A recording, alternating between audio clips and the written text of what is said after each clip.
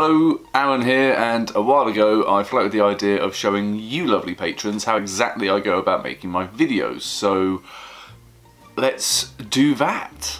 Okay, first off, before we go anywhere, I'll reiterate exactly what I use to make everything. So the main power horse is HitFilm.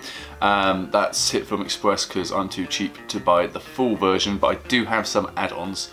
It's one I've used since I started all of this. It's really easy to use, it's got a ton of free features, and it's great because they have a YouTube channel which tells you how to actually use it, which means I actually learnt stuff. And for all of the photo stuff, I use the GIMP because, once again, I'm cheap and I don't know how to use Photoshop.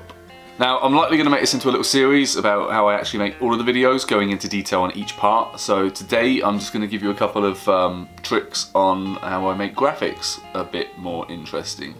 And then we can do other bits later on if this turns out not to be utter shit, which would be nice. So to start things off, we've got a couple of little effects and also the principles of keyframing, which once you've nailed down how that works, opens up a whole world to you, because it's one of those tools which you can do pretty much anything with as long as you figure out how you can do it.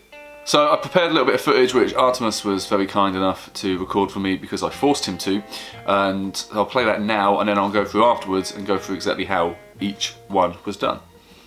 Hello, my name's Artemis and I've oh so kindly decided to donate some footage for Aaron's weird tutorial thing he thinks you all might give a shit about. So I guess we should probably have like a graphic here pop up, like it zoomed in and out. Yes, there it is. Now it's going to fade away because we don't want it any fucking more. And then maybe some paws will slide in. Yep, there they are. There's some paws. Then watch them slide back out again. Wow, movie magic, people. What else can I make him do? How about, see my paw here? Yeah, there's going to be something attached to it, and it's going to be following now. It's going to be like blocking or blurring or I don't know, some shit, and it's going to be pretty cool, people. Like, there you go. Hey, maybe it'll even do something if I do this. Who knows? Maybe. It's pretty fucking impressive, I'll tell you that much. Right, okay, that's apparently all I need to do. Can I go back to sleep now? Okay, so we're going to begin. Now this is HitFilm Express, this is the program that I use. I have moved everything in as best I can so that we are ready to go. Now a lot of this might seem a little bit alien right now, but I can't train you how to use the full program without it being about an hour long because it's a big program. So I'm just going to go through the basics. All I've done is started up a project, a standard project, the same as I always do, 1080p, 50 FPS, because that's what I use. I've then got my little folder. This has got all the things that we're using in it, and I've dragged it into my timeline. Now, just to save a bit of time, I've split the areas that we want. So we're doing 3 effects, and we're going to be, this is the first, this is the second, this is the last, which might take a bit longer than the others. We're going to be using a system called keyframing. So the first thing we're going to want to do, because we've got everything we need, and this is as simple as just dragging them from there into there. First thing we're going to do is we're going to make a composite shot, which is nice and easy. You just right click and go to make composite shot. We're going to give this one a name, so we're going to select it all and just write pop up.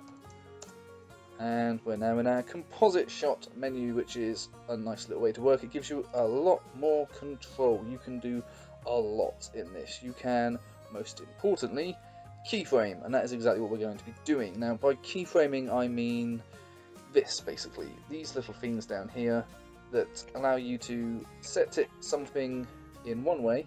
So we can set the scale here, move it down the timeline, change the scale, and look, second keyframe has appeared, which means in between it's going to translate from one to the other. Of course we don't want to zoom in right now, so we're just going to turn keyframes off, and we're back to normal. As you can see, they've disappeared, everything plays normally. So what we're actually going to do is have something pop up in the same way I do with my Twitter graphics at the beginning of all of Artemis's videos.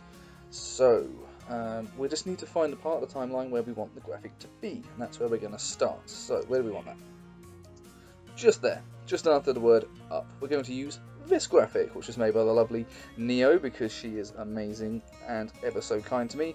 As you can see, it's quite big now that we've brought it onto the time frame by just dragging.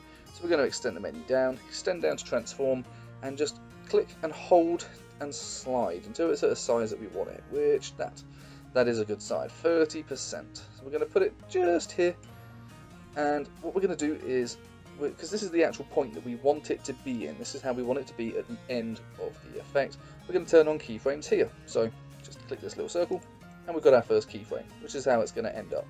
We're now working backwards.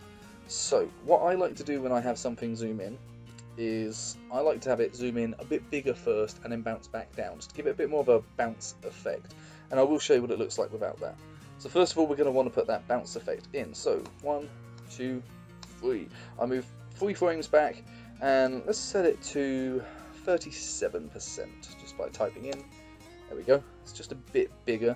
The easiest way, if you have the graphic, at least this is the way I do it, is if the graphic is perfectly sized and it's on 100%, the end frame will be 100%, the bounce frame will be 120, and the starting frame will be 0. So we now go back about 5 frames. So 1, 2, 3, 4, 5, and we're just going to put this to 0 and enter. And there you go. As you can see, it's disappeared. Now, there's a very important thing to do here, which is motion blur, which is this little setting. Now I'm going to show you it first without it. I will say that the latest update of HitFilm means that the previews don't always work as smoothly as the rendered video, because it's letting you work fast, so if it looks a bit juddery, that's why. There you go. So it's not too bad. It pops up.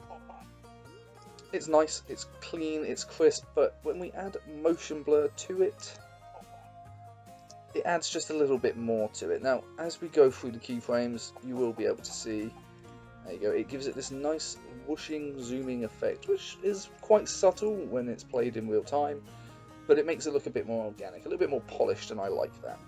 So, I mentioned the bounce frame, so as you can see, as we go through, it bounces up and then back down. I like that effect, and I was taught this from a tutorial on HitFilm, and it's the way I prefer to do things, but if we get rid of this, all it's doing is going from 0 to the size we want it, which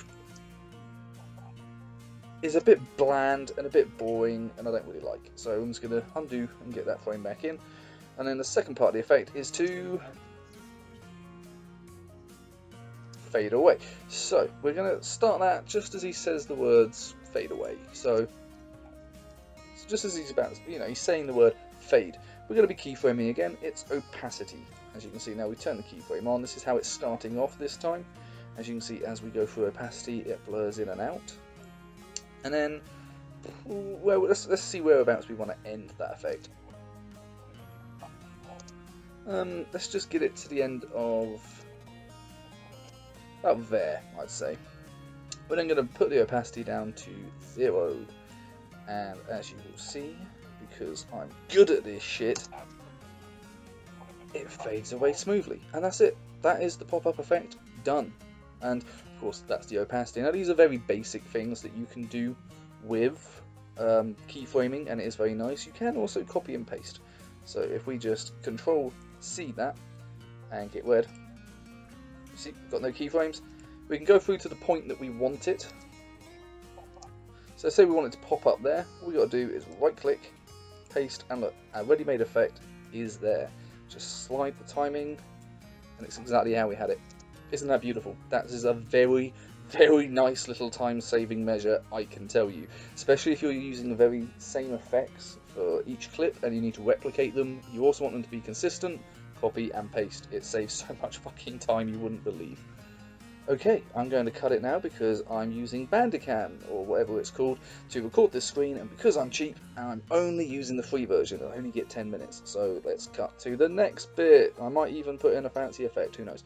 Okay, so now moving on to our second effect, which is the slide in. So we're going to make another composite shot, which is, actually there's another way to do this. It's this button here, make composite shot, click that. I'm going to call this one the slide. And we're back into our composite menu. Now, what we're going to have slide in this time is what Artemis tells us is sliding in, which is, of course, some pores, which I've used a picture of some pores. Now, this is huge. I took this on my camera, which means it's a very big picture. Look, 1920 by 1080, 6000 by 4000. So, extend the menus down, go into transform, and scale it down to probably about that size. Drag it to where we want it. This is where we want it, just about there. And now we're going to get to the point that we want the image to be finished with its effect. So about there. We're going to then keyframe, but instead of keyframing scale this time, we're going to keyframe position. So it's in the position that we want it. Obviously, turn on the motion blur so it looks good. This is how we want it to end. We're working backwards. Again, same principle, only slightly different points of reference. So 1, 2, 3. We're going to be using the bounce again. Now, right in the center here, this is the center of the image, but when you keyframe, it does also keep where the image was, especially when you're on position. And this is actually what controls the rotation. It's just a little slidey tool, which is nice and useful, but I tend to use this square as the basis for my bounce point. So I'm going to slide until this square is level with this point in the middle. We're just doing this. Whoop. And there we go. That's typically my nice bounce point. We're then going to go back 6 frames this time. So 1, 2, 3, 1, 2, 3. And now you will see, because it does give you a nice little path image here, I tend to use this random little square that it gives me, which is this one here. As a frame of reference, this I want to line up with this, because as you will see, there are parts of the motion blur, you can see just here, that are extending past the image boundary. So if I get the image boundary at the edge of the fucking picture, I've still got image blur just sitting there. But if I get that little square on the line, perfect. Image is far clear, and we get a good speed for it too. Pop in, and there we go. So of course, these are then going to have them slide back out, and I'm going to show you a much easier way to do this just to make things consistent. So we're going to get to the point where we want them to start sliding out. About there where it says slide out. We're then just going to select all of our keyframes. We're going to Control-C, copy them. We're then just going to right click onto position and paste them, and look, we've got another set. Only this time, it's the exact same. We want to mirror them, so that just means moving that back to the point we're in. We're then going to move 1, 2, 3 forward for our bounce and drag it so that it's level. Now you can tell it's level because here, as you can see, right now we're on a keyframe, which means there's a little dot in that circle. If we go back, we're not in a keyframe, there is no dot. That allows you to line it up.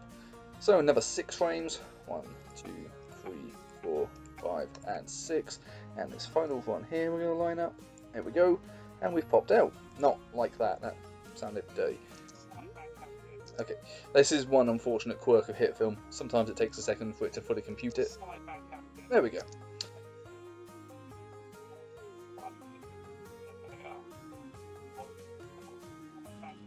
And there we go. Isn't that beautiful? Isn't that a nice little fuck off, eh? Isn't that a nice little effect that you can use? And you can again copy and paste them to make things easy. Right, we're still on the free version, so let's cut to the next one. Okay, so this final one is going to involve motion tracking, and this won't actually use the keyframes. This is just something that's quite easy to do once you get your head around it. I just wanted to give you a general overview of it, because it can actually be quite intensive, and you do need a powerful machine for it to work easily. It stresses my computer out sometimes when I'm doing it. So we've got our footage here. We're going to go back and make a composite shot. We'll call this one the tracking shot. Now this is actually quite a sizable file to be tracking, 25 seconds. Now what it's going to be doing is recognising a point that we tell it to recognise and doing that for each frame. It's 25 frames a second, sorry, 50 frames a second. As you can see, we've got quite a bit to cover. So I'm going to show you what I would do in this, but this might be a very basic. I might have to go back into more detail with this, and I apologise if this turns out to be a long video. So first of all, we want to get to the point where we want to start tracking. About there. We're then just going to tell it what to do. Now this will open up the tracking menu. This is a whole different ball game. So you see where it says tracks? I'm just going to click plus to add a new track. Okay, before we do that, we're going to do something a bit more easy, just to set things up. We're going to go into new layer and add a point layer. Now a point layer I don't fully understand because I'm not actually that smart, but a point layer is basically what allows us to save the tracking data, so that's what we're going to call it. We're going to rename it to tracking data, and we're going to leave that there just for the moment. We don't need to worry about it right now. It doesn't actually add anything to the footage, it's more of something that we can store. So we're going to go into tracks, And we are going to, as you see, we've opened up the tracking menu, which is this. I'm just going to slide it a little bit so we've got a bit more to work on. And in fact, Artemis's paws look a bit fucking stupid like that. So let's get some beautiful artwork from Neo back up. We're going to be tracking the paw. So I'm going to hold the control button and zoom in using the wheel on my mouse. And then by right clicking and holding, we can slide the image. This is what we're tracking. This right here. So what we're going to do is we're going to track the center of his paw. Now the red box needs to be what you're tracking. So if we're tracking the paw pad, we want the red box to extend it. As you can see, it does extend the green box as well. So the best thing I tend to do is the red box would be the inner limits of the image and the green box would be the outer limits. So this would be the inner limits of what we're looking at, but this would be the areas outside of those limits that still contain what we're tracking. That sounds really complicated, I know, but basically we want it to track this pink paw pad in the middle, which we can make really obvious by just, there we go.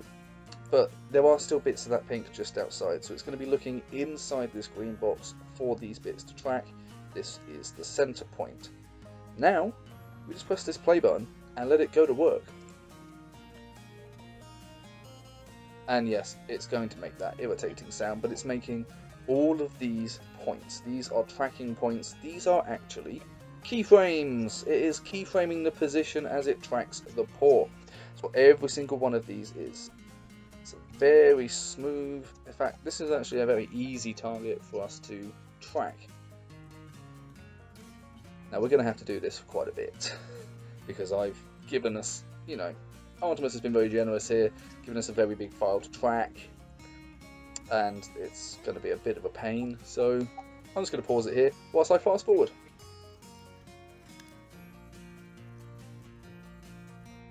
Okay, so I've brought you back in now. As you can see, it's slightly off of centre, so all we need to do is just move it along and resume, and then it will continue from the point that we've given it. So you can pause it, you can even go back along the slider and fix different points if it's gone a bit awry. You can also do it frame by frame. You can consistently check that it's framing everything up nicely.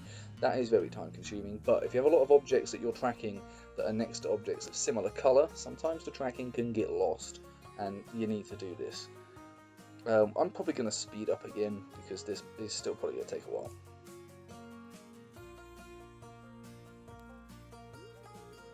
And there we go. So that's what I'm going to use for our tracking for the moment. That's going to be our reference point. So we want it to transform, and we don't need to actually attach it to a layer. We need to attach it to is the point that I told you to add, which we named tracking data. So you just select that, click apply, and there you go. That's it. It's added into this point. Everything we've just done is now in here, because if we go back, look, where's it gone? This is the point where I just float this container and get rid of it, because we're not going to be using it again. Now it's important to go back onto viewer. Obviously you can work with different layers that do different things, with like the tracking data, which shows up when we go into it, but we don't need to look at that anymore. It's done. So we go into viewer, we go back to what we're working on. So we want to actually attach something to that. This is where things get cool.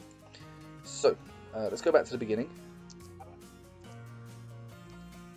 Right, we're gonna bring in the graphic just here. We're gonna use this graphic that I brought on. Bring it to the front. Again, it's big. We're going to scale it down. It's probably about the size of Artemis's paw. Just like that. Let's give it just a little bit of a 10-second little keyframe to fade in so it doesn't look so jarring. And we're going to turn on motion blur. And what we want to do is line up the image with the paw exactly how we want it to stay. Because the easiest thing in the world right now is just, all we need to do is attach it to the tracking data. You just go into this menu, click tracking data, and that's it. That's the hard work done. So all of those points that it tracked it to, we've now attached this image to them. So as we play,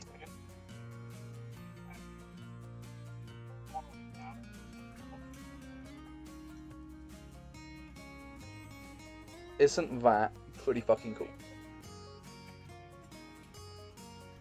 And as you can see, I didn't go into the full tracking here because I actually went into 2-point tracking when I instructed Artemis to do this, which is actually a bit more difficult, and I'm going to bring up in another video. So we're just going to fade that back out. So we're going to copy that, copy and paste, and we're just going to fade it out, select them and move up a little bit. There we go, just to get rid of it. No, Artemis, it won't. It will be impressive when I show them how to do it. We're not going that far with it now.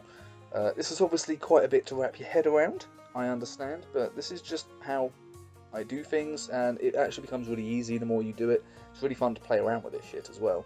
So yeah, let's bounce back to me to finish off this really long tutorial.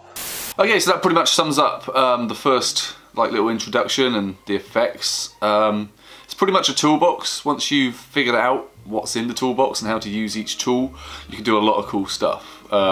Mixing things up, it gets complicated, but once you start playing around and thinking, oh, can I do this? It's good shit, it's pretty fun. So if you guys liked this and want me to do another one, then I'm thinking already that next time I might talk about how I actually shoot videos, so setting up shots, how I record sound separately, how I balance audio levels and lip syncing, and a few camera tricks on how to get different shots. So if you like this kind of thing, then yeah, I will probably do that. Until next time, I don't really have a sign off, so enjoy this video, I hope. Bye.